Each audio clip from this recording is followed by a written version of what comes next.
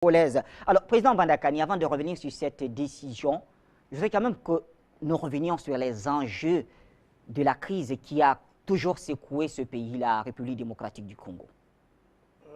Vous savez, quand on parle de ce pays, il y a beaucoup de passion. Oui. Et c'est à travers le prisme de la RDC qu'on peut mesurer l'immaturité et l'incapacité des Africains à s'élever, à prendre en charge les questions qui relèvent de leur destin. Oui. À travers ce pays, vous voyez comment les Africains préfèrent se déchirer. Se déchirent et refusent d'affronter le vrai ennemi. Pourtant, il est là devant eux, on le voit, mais ils préfèrent s'affronter. C'est à travers la RDC que vous voyez notre malheur historique qui est ce que je vais résumer en un seul mot, l'incapacité à nous réconcilier avec nous-mêmes. Bachir. C'est-à-dire quoi quand nous l'avons dit? Si on analyse la RDC sur ce que j'appelle les mandatures présidentielles, 5 ans. 5 ans ou bien 10 ans, 15 ans. En tout cas, renouvelable, comme on dit ou pas. Oui. Eh bien, tout ce que les gens racontent là est vrai. Il y a la corruption, il y a le clientélisme, il y a bref tous ces mots-là qui frappent d'ailleurs tous les pays du monde, mais aggravés dans les pays africains parce que nous sommes des pays qui sont colonisés, qui sont sous colonisation. Parlons comme ça. Mais si on a une lecture historique, et c'est la seule lecture qui vaille, Bachir, c'est là où je me démarque. Je me démarque fermement des autres débatteurs ou bien des autres thèses sur ce pays. C'est que la lecture historique est la seule lecture qui vaille. Pourquoi? Elle seule permet d'expliquer le présent et d'envisager le futur. Mais si on se limite au présent, le présent devient comme une religion, c'est-à-dire quelque chose qui n'a pas d'explication, qui n'a pas d'origine. C'est comme un truc qui est tombé du ciel. Oh, ça ne tient pas. On ne peut pas analyser la politique comme ça. Alors quand j'ai posé ces bases méthodologiques, je vais dire quoi? Je vais dire que la RDC, Bachir, c'est un pays qui est spécial dans l'histoire de l'humanité. Vous savez pourquoi? Non, vous nous le dites. Et particulièrement dans le cas de l'Afrique. C'est le seul pays qui, avant de devenir une colonie, était déjà un État. Ouais, comprenez-moi bien. Hein? Avant de devenir une colonie, était déjà un État. Était déjà un État. Pourquoi? Parce qu'en 1885, par les manœuvres du roi belge, le roi belge va faire de la RDC sa propriété personnelle. Et à partir de ça, donc, pour que ça soit vraiment pour lui, il va manœuvrer pour que ce soit reconnu comme étant un État indépendant. Mais colonie. Comprenez la différence? Mais colonie. Le pays est indépendant dans les années 1900. 1900, pas les manœuvres du roi. Mais c'est indépendant parce qu'il dit que c'est pour moi. D'accord. Ce n'est pas pour les Belges, c'est pour moi. Ce n'est même pas pour vous. Ceux qui veulent marcher avec moi, venons s'associer. Mais sachez que c'est mon art, c'est mon affaire. Et on va donc créer l'Association internationale du Congo, AIC, qui va regrouper Léopold II et tous ces pays occidentaux, les mêmes gens d'aujourd'hui, la France, la Belgique, l'Angleterre, les États-Unis, ces pays donc, qui vont faire de la RDC une affaire, écoutez bien, pas une nation, une affaire qui leur rapporte de l'argent. C'est de cela qu'il s'agit, une affaire qui va les enrichir. Et le pays donc va devenir indépendant, n'est-ce pas, l'indépendance formelle onusienne, c'est-à-dire le départ de la Belgique, n'est-ce pas, le départ de la Belgique, le pays devient donc indépendant avec, ce n'est pas cette caillou sur la chaussure, avec ses 2 pieds cassés. Et Bachir, on lui demande de marcher sans les béquilles. Il a 2 pieds cassés. On lui dit marche. Même sans les béquilles, il ne peut que tomber. Alors les gens qui viennent constater que tu tombes trop, vraiment tu tombes trop, tu es un vaurien, tu tombes, sont des, excusez-moi, des salauds. Parce qu'ils refusent de voir qu'il est programmé pour tomber. Parce que dès le départ, on l'a amputé de tous les éléments qui peuvent permettre que le pays se mette debout. C'est pour ça que vous allez voir, on va tuer le Mumba. Quand le Mumba, le Premier ministre, s'élève, parce qu'il n'accepte pas ça, il appelle au roi Baudouin, qui est le fils de celui que vous connaissez, il appelle au roi Baudouin que non, nous voulons l'indépendance. Nous nous sommes battus pour ça. Tu n'es pas en train de nous faire un cadeau. Nous allons réunir ce pays et nous allons récupérer sa souveraineté. C'est-à-dire, nous allons être maîtres de nos richesses, nous allons en faire ce que nous voulons, donner à qui nous voulons, dans le cadre des véritables partenariats, de manière à sauvegarder les intérêts de notre pays. Et alors, qu'est-ce qui va se passer? Il va y avoir la coalition des Occidentaux et des tombés, c'est-à-dire des Africains qui n'aiment pas, des traîtres africains. on va tuer le Lumumba, Bachir. Oui. Entre-temps, avant l'indépendance, n'est-ce pas, l'Association internationale du Congo, avec ses associés et ses partenaires, a eu le temps, Bachir, a eu le temps de sophistiquer ses possessions. On a transformé la présence directe du colon n'est plus nécessaire. Entre-temps, il a converti ses avoirs dans des entreprises, les multinationales, dans des actions dans des banques, vous comprenez un peu, dans les banques. Du coup, il peut donc se cacher, il devient invisible. Mais qui est-ce qu'on voit? On va voir les Africains. Là, on dit que non, mais il y a un président, non? Il y a un premier ministre. Mais qu'est-ce qui se passe? Alors que les richesses du pays sont déjà gagées. Oui. Gagées par l'étranger et transformées dans les multinationales, dont la gestion échappe à tous les Congolais et à tout l'État congolais. C'est cela qu'il s'agit. Y compris aux dirigeants eux-mêmes. Bien sûr, aux dirigeants. C'est comme ce qu'on a fait en Guinée équatoriale. 80%, 20%. C'est-à-dire qu'on vient chez toi, on découvre le pétrole, on te dit que bon, ok, tu as droit à 20%. D'accord, et c'est l'un des rares pays à avoir ces 20%. 20%, d'autres c'est 10%, c'est 15%, d'autres c'est même 5%. Donc on te dit ça. On te dit que bon, ton rôle consiste seulement à s'occuper de l'administration. Donne-nous la licence et on te verse de l'argent. Le reste, la technologie, le circuit de gestion de tes matières premières, les circuits de vente, les circuits de financement, tu n'y as aucun contrôle. Alors, tu bouges, on te ferme les guichets. Alors, est-ce que c'est ce qui est en train d'arriver aujourd'hui avec le régime de Kabila? Bien sûr, mais... Pour aller très vite dans l'histoire. Mais ce n'est que ça. C'est-à-dire que tant qu'on ne remet pas en cause ce que vous dites là, c'est-à-dire que ce pacte de la communauté internationale sur le Congo, dont l'ONU parraine, on ne comprend rien à l'histoire de la RDC. C'est-à-dire qu'on fausse totalement le débat. Mobutu a duré 30 ans au pouvoir, pourquoi? Parce qu'il avait signé, quand on tue le Lumumba, il arrive au pouvoir, il signe ça.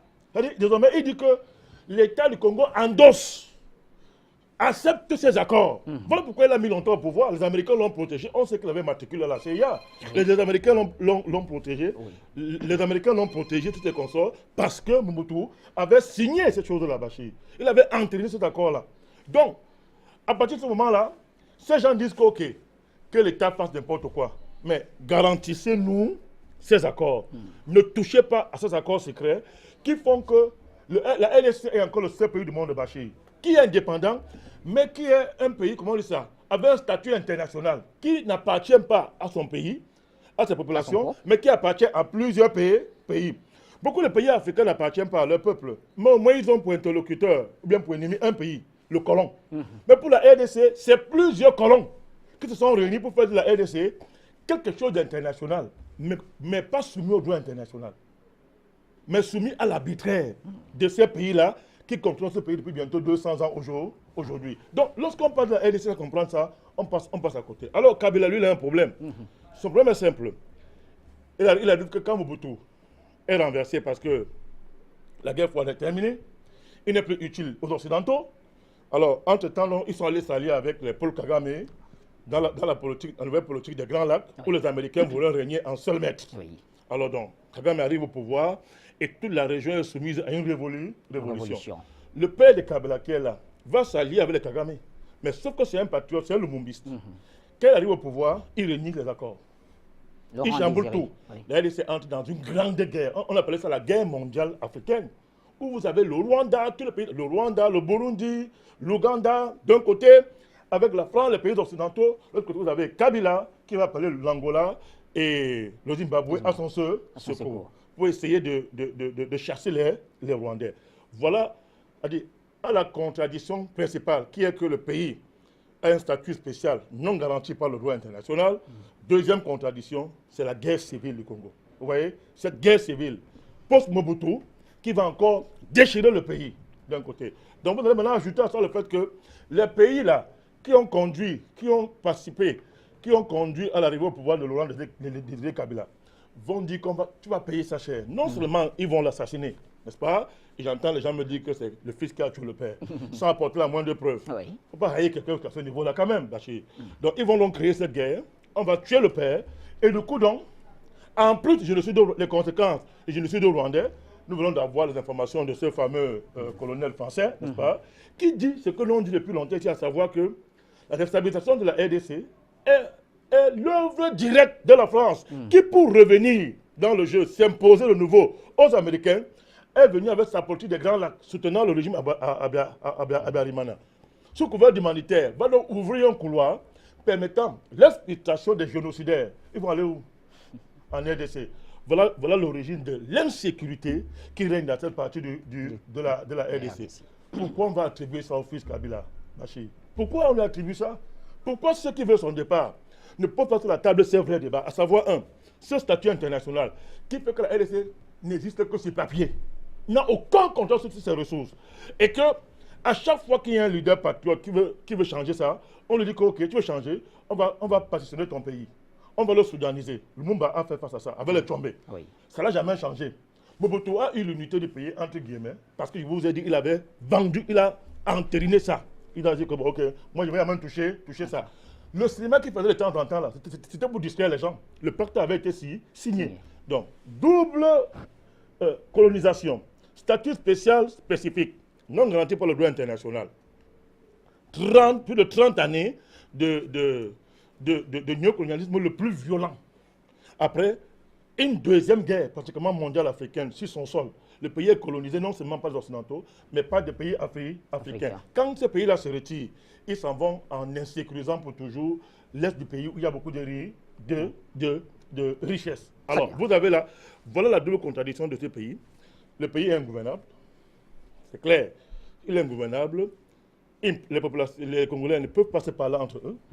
Ils sont toujours dans une guerre civile, ils sont très violents entre eux, et ils réduisent le sort de leur pays à cette saloperie qu'on appelle les élections, au lieu de mettre sur la table le vrai débat, le projet de Lumumba, à savoir un pays uni, indépendant, dont les richesses sont avant tout au service du peuple congolais. Alors, Président Manakani, justement, le temps pour nous est de prendre quelques appels. Revenons maintenant à ce qui est fait en ce moment. Oui. On apprend tout simplement qu'il y a une décision où on va révoquer 200 magistrats, 250 pour être un peu plus précis. Alors, vous, comment est-ce que vous avez analysé cela? Est-ce qu'on peut parler d'une décision administrative ou tout simplement une stratégie politique? Non, les deux. Il n'y a qu'à on ne va pas faire la fine bouche. On dit que les décisions judiciaires sont les décisions politiques, et vice-versa. Parce que la justice est un démembrement de l'État. Oui. Il faut arrêter ça. La fiction de l'indépendance de la justice pour laquelle les Africains s'entretuent fait pleurer. L'égalité dans tous les pays du monde. La justice est un démembrement de l'État. Même quand on dit, dans les pays de tradition anglo-saxonne ou libérale, que la justice est indépendante, Bachir, elle est indépendante dans le sens où elle garantit les intérêts du secteur privé, de la bourgeoisie qui historiquement a créé le régime libéral. Ce n'est qu'en cela. Mais ça s'arrête là. La justice ne peut pas dépasser certains niveaux. Elle ne peut pas entrer en conflit avec elle-même parce qu'elle-même est un démembrement organique de l'État. Donc, cette décision, certainement, a des relents politiques parce que c'est une décision des politiques. Mais elle était nécessaire parce qu'aujourd'hui, on ne peut pas vouloir une chose et son contraire. Tout le monde dénonce la corruption qu'il y a dans ce pays. Tout le monde dénonce tout le fait que les décisions de justice sont vendues comme les petits pains. C'est-à-dire, qui vient, tu as l'argent, tu as la justice. Tu n'as pas l'argent, tu subis la justice. Donc le président a mis sur pied une commission qui a dit, apurez-moi ça. Alors, 250 magistrats sont révoqués. Les raisons sont connues. Ils sont pourris dans la corruption pour la plupart. D'autres sont des gens qui ne peuvent pas justifier leur diplôme. Très bien. Voilà la vérité, Bachir. D'accord. Et l'État a dit ceci, Kabila a dit, le président a dit ceci, que ceux qui vont pouvoir apporter des arguments contraires seront réhabilités dans leur fonction. Je reviens.